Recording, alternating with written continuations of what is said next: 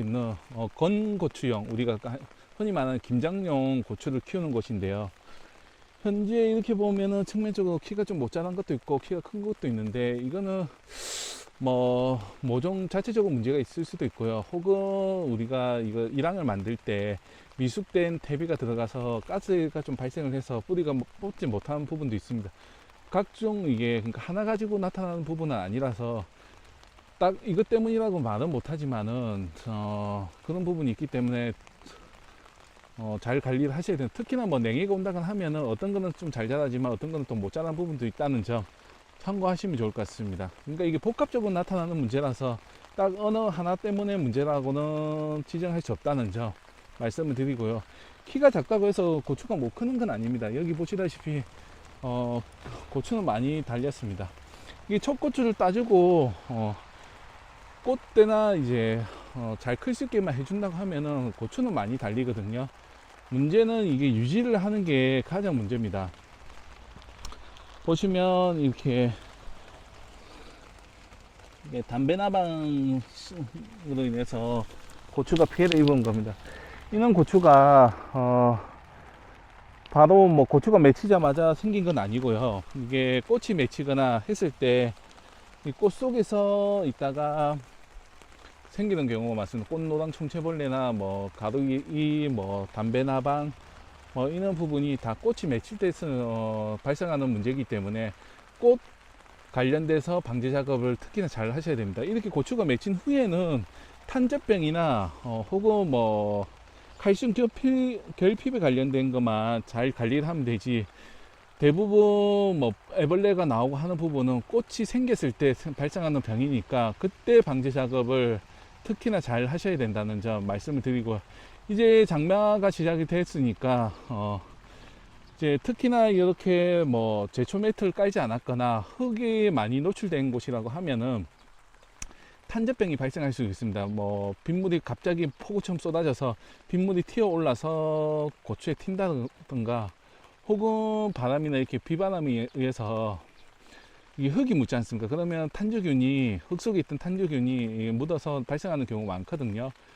그걸 대비해서 뭐 살균제를 보통은 2주에 한 번꼴로 치지만은 장마기에는 그게 맞추기 쉽지 않기 때문에 한 일주일에서 한 10일 간격으로 그 방제 작업을 하셔야 된다는 말씀을 드리고요.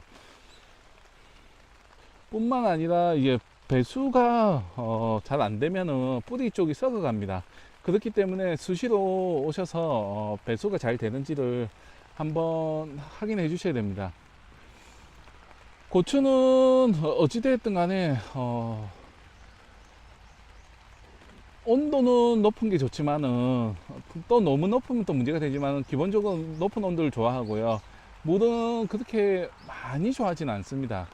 그렇기 때문에 어느 정도 작물이 자라는데 필요한 수분 외에는 배출이 빨리 돼야 된다는 거, 뭐 콩도 그렇고 뭐 참깨도 그렇고 배수만 잘 된다고 하면은 금방 물이 차더라도 금방 빠져버리면 문제가 되지 않는 점, 뭐 호박이나 이렇게 옥수수 같은 경우는 되게 뭐 물이 많으면 많을수록 좋긴 합니다. 하지만은 이것도 물에 잠겨버리면 결코 좋은 건 아니니까, 작물은 기본적으로 물은 많이 좋아할 수 있으나 물이 고여 있으면은 어떤 작물이든지 좋지 않다는 점 한번 참고하시면 좋을 것 같습니다. 그리고 비가 많이 오면은 이 고추대가 많이 흔들릴 수가 있습니다. 흙이 물러지면서 고추대 박은 게 고정되어 있던 게 많이 풀려버리는 경우가 많거든요. 우리가 쉽게 생각했을 때 그냥 밟았을 땐 딱딱한 흙이지만 비 온 뒤에 밟으면 진흙처럼 푹 빠지듯이 이 고정되어 있는 것도 대가 얇게 박히거나 혹은 비바람이 많이 불고 하면 흔들리면서 이게 빠져버리는 경우가 있습니다. 그리고 고추에 지금 한 나무 한 나무일 때는 무게가 얼마 되지 않지만은 이게 빗물이 쌓이고 하다 보면 같이 흔들려 버리면은 이게 무게가, 예를 들면 뭐 우리가 한 손을 미는 것과 두 손을 미는 것과 다르듯이 이게 충격도 배가 됩니다. 그렇기 때문에 거기에 대해서 뭐 고추끈도 2중 3중으로 한번 체크를 하셔야 되고요. 그리고 고추대도 예, 저는 지금 두 개를 박아서 굵은 걸로 대비를 했지만은 다른 분들 같은 경우 여기 말뚝을 박아서 저런 식으로 지금 보이시죠 모르겠는데 말뚝을 박아서 말뚝이 더 이상 휘어지지 않게끔 하는 방법으로 이용을 하셔야 됩니다. 그 방법은 각 지역마다 다르지만은 거기에 맞춰서 대비를 하시면 되고요. 저희 같은 경우 여기는 크게 강하게 장마 때 외에는 크게 강한 바람이 불지 않기 때문에 세 주마다 하나씩 지질대를 꼽았지만 진짜 뭐 바닷가 근처라든지 강풍이 많이 부는 데는 이거 한 주당 하나씩 지질대를 꽂은 데도 많습니다. 그거는 지형에 맞게끔 하시면 된다는 말씀 드리고요. 고추가 많이 맺혀도 각종 병이 발생을 하고 탄저병이 걸려버리면 이 많은 고추도 반도 수확 못하고 버려야 되는 경우가 많기 때문에 반드시 계획을 잘 잡아서 방제작을 꼭 하시고요. 여기서 살균제, 살충제 뿐만 아니라 전착제라는 게 있습니다. 이게 잘 흡착이 될 수 있게끔 착 달라붙을 수 있게끔 하는 전착제라는 게 있거든요. 그리고 비가 왔을 때 잘 씻겨내려가지 않게끔 하는 코팅막 역할을 하는 게 전착제거든요. 전착제를 구매하셔서 반드시 약을 살파일 때 섞어 쓰시기 바랍니다. 그 한 개 가격은 대략 뭐 한 병에 한 300ml 정도 되는데 대략적으로 가격도 한 5,000원 내외 정도 합니다. 그 한 병만 사도 1년 내내 써도 충분히 많이 쓸 수 있거든요.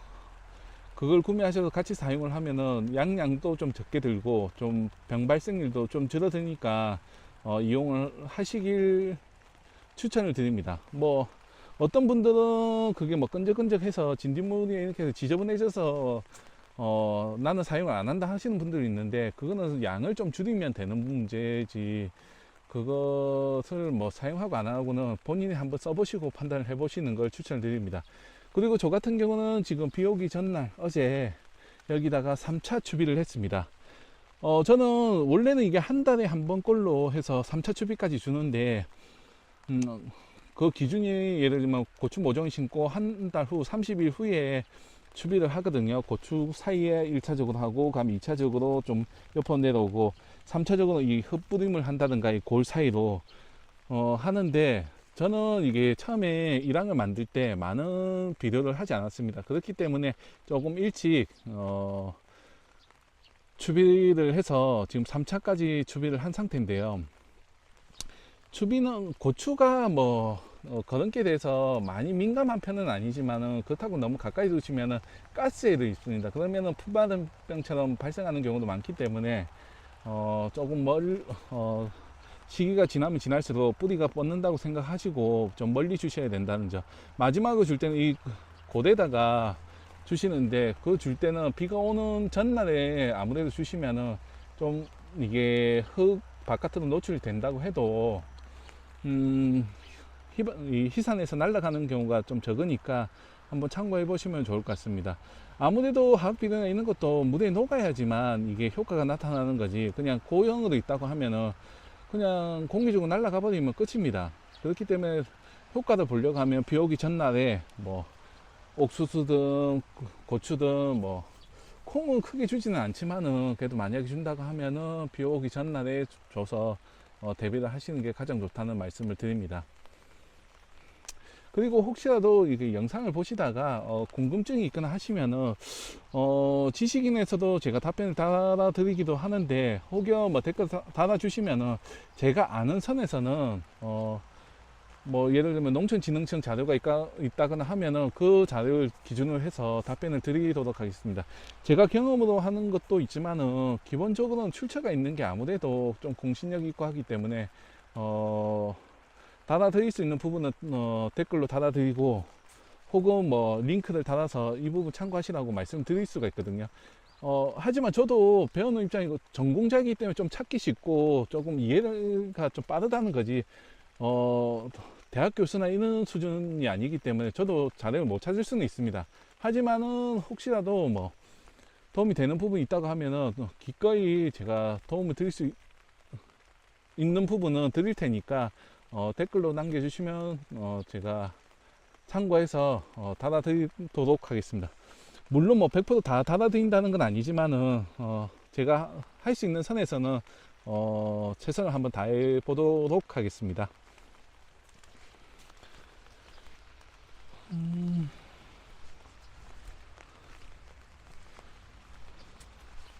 그리고 끝으로 저는 이게 창기 옆에다가 지금 보시면은 흙이 좀 다져진 부분이 있죠. 여기다가 어제 들깨를 지금 뿌려 놨습니다. 비가 오기도 하고 해서 이제 모종을 만들기 위해서 뿌려 놨는데요. 이 들깨 모종은 만약에 나게 되면 이게 100%다 나지는 않기 때문에 이렇게 흩뿌려서 둔 후에 솎아낸 후에 여기 참깨를 수확하는 곳에 심는다든가, 혹은 이 옆에 옥수수 지금 심어놨죠. 이제 앞으로 한 2, 3주 내면 이거 수확을 할 건데요. 수확을 하고 나면 저기다가 다른 거 심는다기보다는 들깨를 모종을 이식해서 좀 공간을 채울 겁니다. 그 영상도 제가 뭐 작업하는 모습까지는 찍을 수는 없지만은 작업을 개인적으로 혼자 한 후에 뭐 찍을 수 있으면은 또 찍어서 이렇게 했습니다 라고 결과적인 것만 한번 보여드리도록 하겠습니다.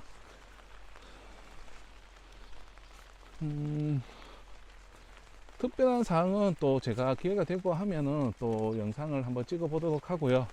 오늘 영상은 이 고추밭을 보는 걸로 끝을 내도록 하겠습니다. 감사합니다.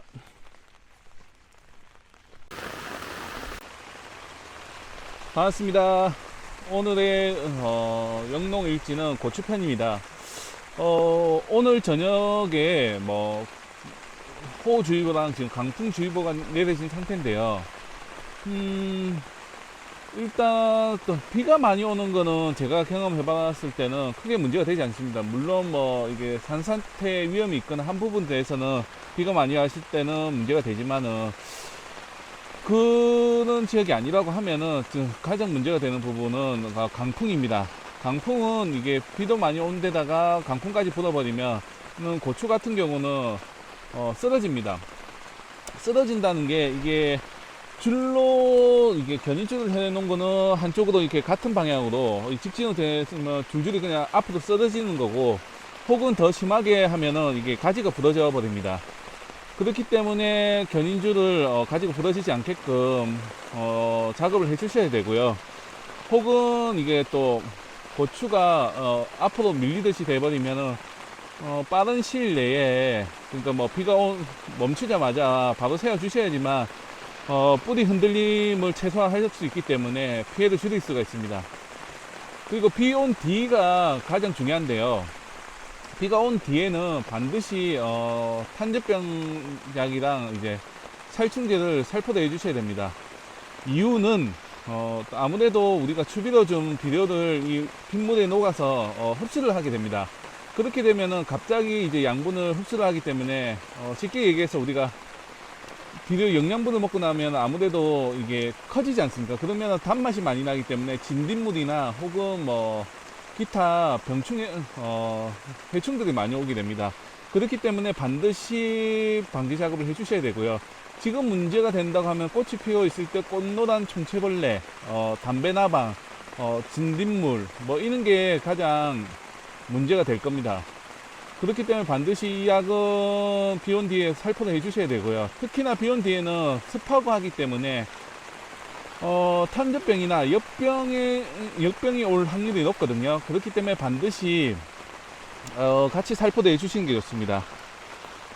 그렇지 않으면은 이게 비바람 때문에 흔들리고 해서 상처가 나기 때문에 많은 피해를 입게 됩니다. 이 시기를 잘 넘기면은 아무래도 또 많이 클 수 있으니까 한번 참고해 보시면 좋을 것 같습니다.